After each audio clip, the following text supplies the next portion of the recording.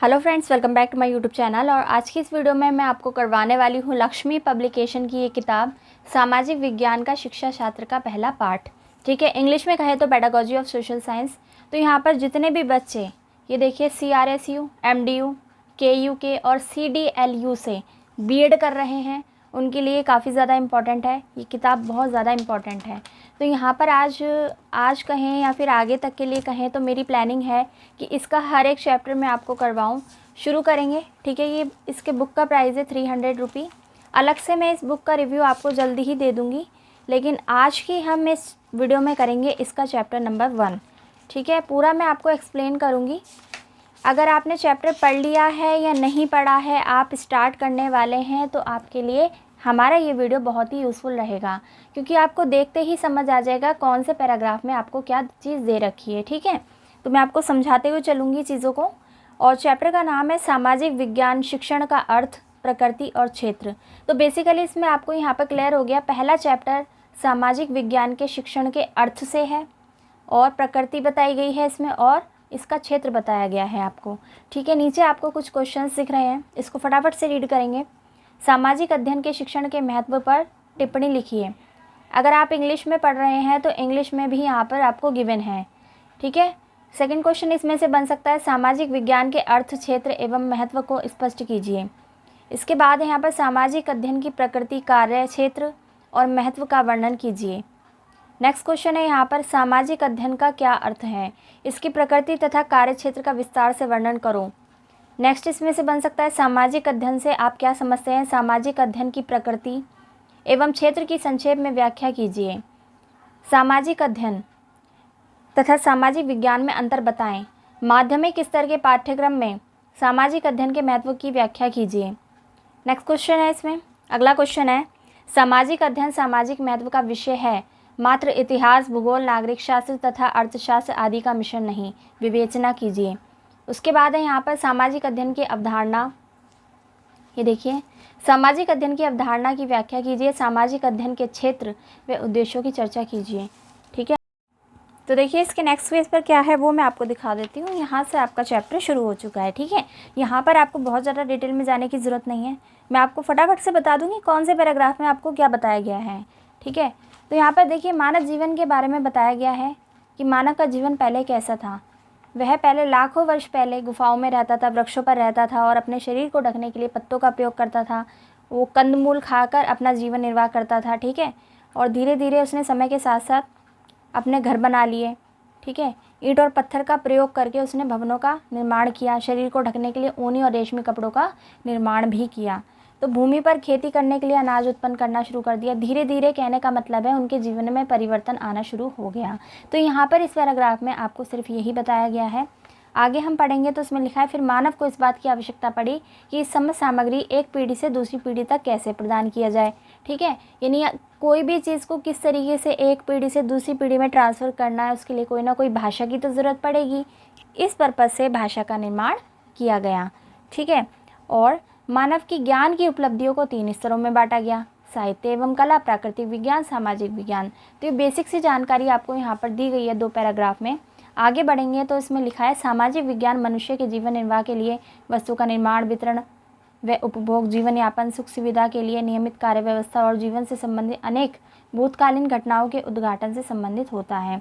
ठीक है, सामाजिक विज्ञान पे यहाँ पर चर्चा हो रही है कि ये क्या है। तो समाज की प्रकृति, क्षेत्र और कार्य प्रणाली को जीवन निर्वाह के लिए समझना बहुत आवश्यक है। तो बेसिकली ये इस पैराग्राफ में आपको बता रहे हैं कि सामाजिक विज्ञान की आवश्यकता क्यों है।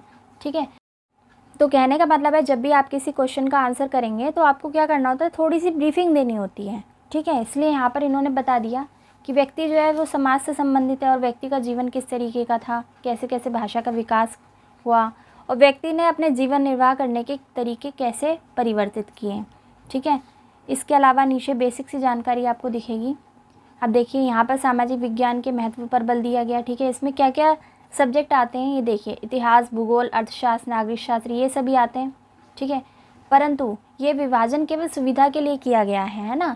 सारी चीज़ों को एक साथ पढ़ाया जाएगा तो क्या होगा, बच्चा कंफ्यूज होगा, चीज़ें क्लियर नहीं होगी, इसलिए सब्जेक्ट्स को बांट दिया गया, जबकि ये सामाजिक अध्ययन का ही हिस्सा है। ठीक है। वास्तविकता यह है कि ज्ञान एक वृक्ष के समान है। जिस प्रकार वृक्ष की अनेक शाखाएं होती हैं, वैसे ही विभिन्न क्रियाएं एवं अनुभव होने के बावजूद भी ज्ञान केवल एकमात्र इकाई है। ठीक है, तो ये सबके अपने अपने विचार, इसको आप देख लीजिएगा। जॉन डीवी ने क्या कहा था कि विचारों व ज्ञान के समन्वय पर बल दिया, यानी कि इंटीग्रेशन ऑफ नॉलेज। ठीक है, ये अमेरिका के दार्शनिक थे। तो इस पैराग्राफ में आपको बहुत ज़्यादा डिटेलिंग नहीं की गई है। जो मेन कंटेंट आपका शुरू होगा वो आगे से शुरू होगा, उसको भी देख लेंगे। तो सामाजिक अध्ययन से अभिप्राय उन 8 विषयों से है। देखिए 8 विषय जो कि मैंने अभी अभी आपके साथ डिस्कस करे, इतिहास, भूगोल, अर्थशास्त्र, नागरिक शास्त्र आदि। ठीक है, तो धीरे धीरे इस विषय पर महत्व इतना बढ़ा कि शिक्षा का सबसे बड़ा उद्देश्य बालकों में सामाजिकता की भावना को बढ़ाना हो गया।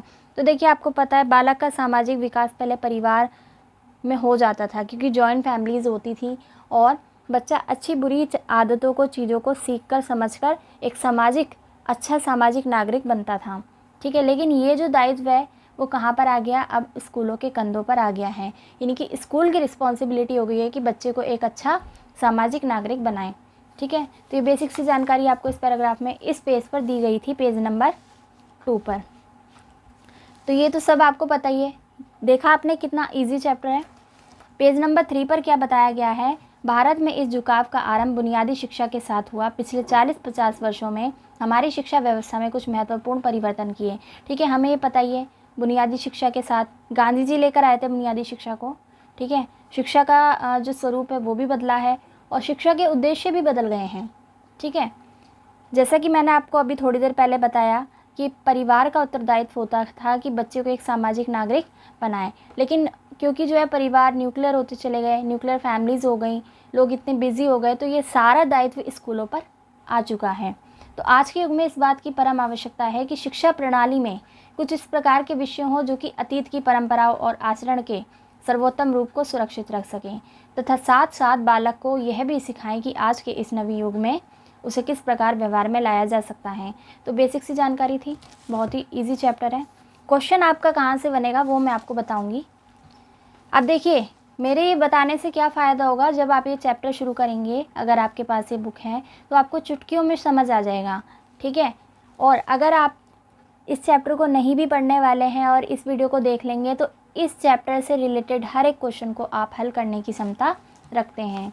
अब बात करेंगे सामाजिक अध्ययन का अर्थ, बहुत ही इम्पॉर्टेंट है। तो यहाँ पर अर्थ जो है देखिए सबके अनुसार अलग अलग है। बात करें फॉरेस्टर की, माइकेलिस की, पीटर एवन मार्टिला की, तो यहाँ पर आपको करना क्या होता है, जब भी आप सामाजिक अध्ययन का अर्थ बताएंगे तो वहाँ पर आपको कोई ना कोई एक ऐसी परिभाषा लिखनी होगी। ठीक है, तो हम सबसे पहले फॉरेस्टर की परिभाषा पढ़ लेते हैं। फॉरेस्टर ने क्या कहा था सामाजिक अध्ययन के बारे में। फॉरेस्टर के अनुसार, जैसे कि नाम से ही संकेत मिलता है, सामाजिक अध्ययन समाज का अध्ययन है। इसका मुख्य लक्ष्य बच्चों को या बालकों को अपने चारों ओर के संसार को समझने में, ठीक है, तथा यह समझने में सहायता करना है कि इसका निर्माण हुआ कैसे, किसका, संसार का, ताकि वह उत्तरदायित्व नागरिक बन सके। इसका ध्येय विवेचनात्मक चिंतन द्वारा कार्य करने की आदत डालना तथा यह अनुभव कराना है कि मानव तथा राष्ट्र एक दूसरे पर आश्रित हैं। तो ये बहुत ही इंपॉर्टेंट डेफिनेशन है, इसको आप याद कर लीजिएगा। और जब भी आप सामाजिक अध्ययन का अर्थ बताएंगे, उसके बारे में कुछ भी बताएंगे, तो एक डेफिनेशन आपको लिखनी ही लिखनी है। इससे क्या होगा, आपके मार्क्स जो हैं वो अच्छे से आएंगे। ठीक है, जो चेकर होता है उसको आइडिया हो जाता है कि भाई जो पढ़ने वाला है, जो पेपर दे रहा है, उसको क्या नॉलेज है। इसके अलावा इनकी डेफिनेशन भी आप पढ़ सकते हैं। तो मुझे सिर्फ आपको ये बताना था इसमें क्या आपको बताया गया है। ठीक है, इसको आप डिटेल में पढ़ लीजिएगा। अगर आपके पास ये बुक नहीं है तो स्क्रीनशॉट लेकर आसानी से पढ़ सकते हैं। अगला पैराग्राफ है यहाँ पर सामाजिक विज्ञान तथा सामाजिक अध्ययन में अंतर। तो ये एक बहुत ही इंपॉर्टेंट सब टॉपिक है इसका। तो इसमें लिखा है, प्राय ये देखा गया है कि न केवल विद्यार्थी अपितु अध्यापक भी सामाजिक अध्ययन तथा सामाजिक विज्ञान को एक ही विषय समझते हैं। तो यहाँ पर आगे बढ़ने से पहले यहाँ पर मैं ब्रीफिंग कर देती हूँ। देखिए सामाजिक अध्ययन क्या है, सामाजिक अध्ययन समाज का अध्ययन है। ये प्राइमरी लेवल पर या फिर स्कूली स्तर पर पढ़ाया जाने वाला विषय है, जबकि सामाजिक विज्ञान सामाजिक अध्ययन से थोड़ा बड़ा है। ठीक है, उसका कार्यक्षेत्र काफ़ी ज़्यादा विस्तृत है और जटिल भी है। सामाजिक विज्ञान जो है वो जटिल है, जबकि सामाजिक अध्ययन सरल है। तो ये बेसिक सी नॉलेज मैंने यहाँ पर आपको दे दी, आपको आइडिया हो गया होगा कि इसमें क्या डिफरेंस है। इसको आप रीड करेंगे आपको बहुत अच्छे से समझ आएगा। ठीक है, तो यहाँ पर देखिए अगेन आपको दिख रही है एक परिभाषा तो जब भी आप किसी क्वेश्चन का उत्तर दे रहे हैं, अच्छे नंबर लाना चाहते हैं, फर्स्ट डिवीज़न लाना चाहते हैं, तो अपना उत्तर एक परिभाषा सहित लिखें। ठीक है, तो यहाँ पर बाइनिंग तथा बाइनिंग कहते हैं समाज में मानव का जीवन और क्रियाएं भिन्न भिन्न सामाजिक विज्ञानों विषय वस्तु प्रदान करती हैं। इन्हें इतिहास, अर्थशास्त्र, राजनीति शास्त्र, सामाजिक विज्ञान, मानव विज्ञान, न्यायशास्त्र, दर्शन शास्त्र विषयों में संगठित किया जाता है। ठीक है, ये इनके विचार हैं। और वैसे है भी ऐसा ही कि जो सामाजिक विज्ञान है वो काफ़ी ज़्यादा विस्तृत हैं। तो इसमें क्या है, देखिए दोनों में अंतर को स्पष्ट करने के लिए नीचे आपको कुछ बिंदु दे रखे हैं। तो देखिए ये जो ड्रॉअर है इस पर आप ध्यान मत दीजिएगा, ये किसी बच्चे की किताब है जिससे कि मैं वीडियो बना रही हूँ। ठीक है, तो यहाँ पर जो अभी तक हमने थोड़ा सा इसमें ब्रीफिंग की थी इसके बाद परिभाषा की बात कर ली। अब हम आते हैं इसके मुख्य बिंदुओं पर, जिसके द्वारा क्या होगा, सामाजिक अध्ययन और सामाजिक विज्ञान में आप अंतर को बेहतर तरीके से समझ पाएंगे। दृष्टिकोणों में अंतर है। सामाजिक अध्ययन बालोपयोगी दृष्टिकोणों को सम्मुख रखता है, यानी कि जो बालकों के लिए उपयोगी है, जो छोटे बच्चे होते हैं उनके लिए, जबकि सामाजिक विज्ञान प्रौढ़ दृष्टिकोण उपस्थित करते हैं। सामाजिक विज्ञान की उन्नत सामग्री छोटी आयु के बालकों की समस्या को सुगमता से नहीं है, यानी कि जो सामाजिक विज्ञान है वो बड़े बच्चों के लिए है। ठीक है, जो चीज़ों को समझ सकते हैं, जो ज़्यादा नॉलेज ग्रहण करना चाहते हैं, सामाजिक विज्ञान उनको पढ़ाया जाता है। तो इस तरीके से जो सामाजिक अध्ययन और सामाजिक विज्ञान का दृष्टिकोण है अलग अलग है, यही इसमें बताया गया है। इसको अलग अलग तरीके से इन्होंने एक्सप्लेन किया है। तो पहली चीज़ यहाँ पर निकल के आई, दृष्टिकोण में अंतर। सेकंड है इसमें स्तर का अंतर, डिफरेंसेस ऑफ लेवल। तो देखिए जो सामाजिक विज्ञान है उसका स्तर क्या है, विश्वविद्यालय स्तर पर पढ़ाए जाने वाले विषय होते हैं। कौन से? सामाजिक विज्ञान, याद रखिएगा। जो मानव प्रकृति, मानव क्रियाकलाप तथा मानव संसाधनों का सूक्ष्म विवेचन करते हैं, जबकि सामाजिक अध्ययन हर एक के लिए अनिवार्य होता है। ठीक है, तो यहाँ पर स्तरों में डिफरेंस आ गया। सामाजिक अध्ययन पढ़ाया जाता है स्कूली स्तर पर, जबकि सामाजिक विज्ञान पढ़ाया जाता है विश्वविद्यालय स्तर पर। ठीक है, दोनों थोड़े थोड़े सिमिलर है, इसको आप समझ के चलिएगा। यहाँ दृष्टिकोण की बात हो रही थी और यहाँ पर स्तर की। नेक्स्ट है यहाँ पर पहलुओं का अंतर। तो पहलुओं की बात करेंगे। सामाजिक विज्ञान मानवीय कार्य के सैद्धांतिक भाग का वर्णन करता है। ठीक है, जबकि सामाजिक अध्ययन बात करता है प्रयोगात्मक पहलू की। ठीक है, सामाजिक विज्ञान नवीन परीक्षण, शोध, अनुसंधान के अनुसार ऐसा ज्ञान निश्चित करते हैं जो कम आयु के बालकों की समझ से परे हैं। भाई जो सामाजिक विज्ञान है, विज्ञान से ही आप समझ जाइए, इसमें नए शोध, नए अनुसंधान, ठीक है, जितने भी नए परीक्षण होते हैं उनकी सारी जानकारी होती है, सैद्धांतिक जानकारी होती है, ना कि व्यवहारिक। जबकि सामाजिक अध्ययन में व्यवहारिक जानकारी होती है और वो छोटे बच्चों के अनुकूल होता है। तो यहाँ पर पहलुओं में अंतर आ गया। देखिए यहाँ से पढ़ लेते हैं। सामाजिक अध्ययन में सैद्धांतिक पक्ष की बजाय व्यवहारिक पक्ष पर अधिक बल दिया जाता है। जैसे कि अभी मैंने आपको बताया, यह बात सर्वविदित है कि ज्ञान तथा व्यवहार में कोई पूर्ण संबंध नहीं है, अर्थात किसी बात के अधिक ज्ञान प्राप्त कर लेने से निश्चित नहीं हो जाता कि उसका व्यवहार उत्तम है। ठीक है, तो ये तो हमें पता ही है। तो तीन चीज़ें हमने यहाँ पर पढ़ी। दृष्टिकोणों में अंतर, स्तर का अंतर, पहलुओं का अंतर। आपको करना सिर्फ इतना है, सिर्फ आपको ये वाला पॉइंट ध्यान रखना है। ठीक है, अगर आपको ये ध्यान रहेगा तो आप इसको आसानी से एक्सप्लेन कर सकते हैं। फटाफट से आगे चलेंगे। उद्देश्यों में अंतर। तो भाई देखिए उद्देश्य जो हैं वो भी अलग अलग होंगे। जब हम ये समझ जाते हैं कि सामाजिक अध्ययन किन बच्चों के लिए बनाया गया है और सामाजिक विज्ञान कौन से स्तर के बच्चों के लिए बनाया गया है, तो हमें उसके उद्देश्य भी पता लग जाएंगे, है ना। बहुत ही आसान है। सामाजिक विज्ञान का उद्देश्य ज्ञान प्रदान करना है, जबकि सामाजिक अध्ययन का उद्देश्य मानव को एक अच्छे नागरिक में विकसित करना है। सामाजिक अध्ययन का उद्देश्य भिन्न भिन्न उचित कुशलताओं और मनोवृत्तियों को विकसित करना है। किसका? सामाजिक अध्ययन का, ताकि आज के बच्चे कल के योग्य और अच्छे नागरिक बन सकें। जबकि बात करें अगर सामाजिक विज्ञान की, तो इसका उद्देश्य क्या है?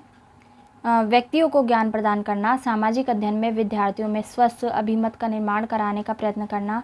इसमें बालकों में सार्वजनिक हित के लिए कार्य करने की प्रवृत्ति उत्पन्न होती है। तो बेसिक से डिफरेंस है इसमें, बहुत ही आसान है, आपको बस इस पॉइंट को ध्यान में रखना है।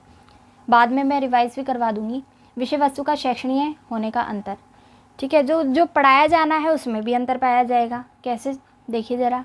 Difference in the educative value of the subject matter. सामाजिक अध्ययन में समस्त विषय वस्तु शैक्षणीय होती हैं, यानी पढ़ाने योग्य होती हैं, क्योंकि इसका निर्माण केवल इस आधार पर किया जाता है उसे कक्ष में पढ़ाया जा सके। दूसरी ओर सामाजिक विज्ञान के सभी निष्कर्ष विद्यालय में नहीं पढ़ाए जा सकते। तो यहाँ पर विषय वस्तु का शैक्षणिक अंतर स्पष्ट हो गया है ना। इसके बाद है यहाँ पर क्षेत्र में अंतर, डिफरेंस इन स्कोप। देखिए जो सामाजिक विज्ञान है उसका क्षेत्र बहुत ज़्यादा विस्तृत है, जबकि जो सामाजिक अध्ययन है उसका क्षेत्र बहुत ही संकुचित यानी कि छोटा है, क्योंकि स्कूल स्तर पर पढ़ाया जाएगा तो उसमें लैंग्वेज, उसकी भाषा, उसका मैटर काफ़ी लिमिटेड होगा और सरल होगा। जबकि सामाजिक विज्ञान क्या है, बहुत ज़्यादा फैला हुआ है, बहुत ज़्यादा विस्तृत है, उसमें कई प्रकार की जानकारियाँ हैं जो कि विश्वविद्यालय स्तर तक पढ़ाई जाती हैं। ठीक है, तो यहाँ पर कार्य क्षेत्र में भी अंतर आ गया, इसको रीड कर लेंगे। फिर भी सामाजिक विज्ञान का क्षेत्र बहुत ही विस्तृत है, परंतु सामाजिक अध्ययन का क्षेत्र बहुत ही संकुचित है, जैसा कि अभी मैंने आपको बताया।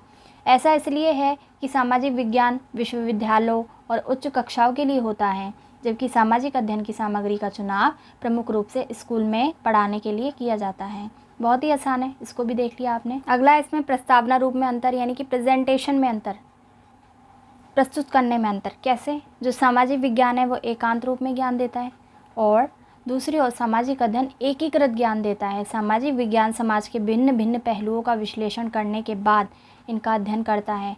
इस प्रकार ये एकांत रूप में ज्ञान प्रदान करता है। दूसरी ओर अगर बात की जाए सामाजिक अध्ययन की, तो समाज की एकता का अध्ययन है। ठीक है, यह प्रयोगात्मक तथा क्रियात्मक ज्ञानों को सामाजिक विज्ञान से निकालकर एकीकृत ज्ञान प्रदान करता है। तो यहाँ पर प्रस्तावना में भी अंतर आ गया, आपको समझ आ गया होगा, मैं फिर से बता देती हूँ। देखिए बड़े लेवल पर क्या किया जाता है, विश्वविद्यालय स्तर पर चीज़ों को अलग अलग करके पढ़ाया जाता है। नागरिक शास्त्र के रूप में, इतिहास के रूप में, भूगोल के रूप में अलग अलग पढ़ाया जाता है, जबकि स्कूल लेवल पर एकीकृत ज्ञान दिया जाता है। तो यहाँ पर ये भी आपको पॉइंट क्लियर हो गया होगा। 8वां पॉइंट है यहाँ पर कठिनाई स्तर का अंतर, difference in the difficulty level. सामाजिक विज्ञान एक जटिल अध्ययन है, सामाजिक अध्ययन उसके तुलनात्मक रूप में सरल एवं आसान है, क्योंकि छोटे बच्चों को पढ़ाया जाता है। सामाजिक विज्ञान में विस्तृत अध्ययन करने की आवश्यकता होती है। इनकी विषय वस्तु जटिल तथा कठिन होती है।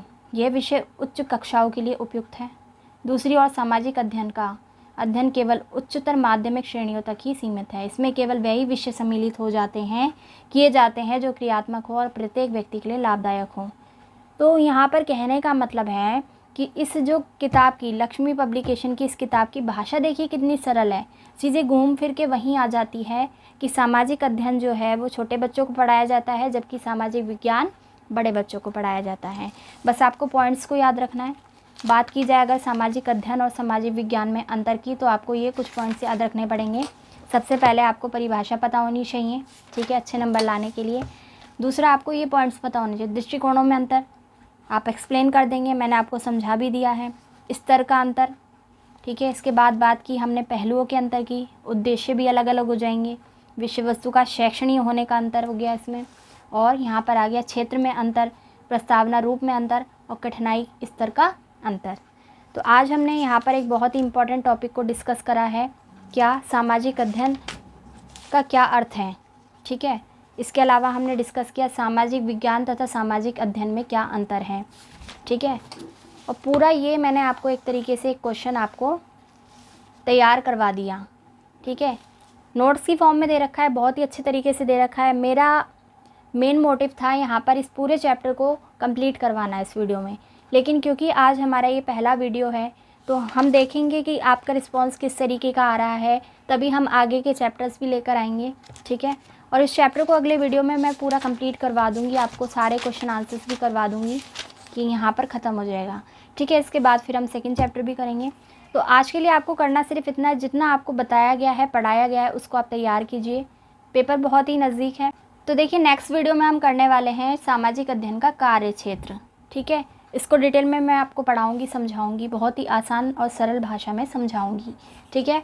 अगर आज का वीडियो आपको पसंद आया तो वीडियो को लाइक करके आगे शेयर ज़रूर कर देना, ताकि आगे के चैप्टर्स पर भी आपको वीडियोस देखने को मिले। इसके अलावा इग्नू बीएड की किताबें हैं या फिर लक्ष्मी पब्लिकेशन की जो भी किताबें हैं, उन पर वीडियोस पाने के लिए आप हमारे चैनल को सब्सक्राइब कर लीजिए, ठीक है। और बेल नोटिफिकेशन को ऑन करके ऑल के बटन पर क्लिक कर लीजिए, इससे तुरंत से आपके पास नोटिफिकेशन जाएगा। हम मिलेंगे आपसे अगली बार, तब तक के लिए आप सभी का धन्यवाद।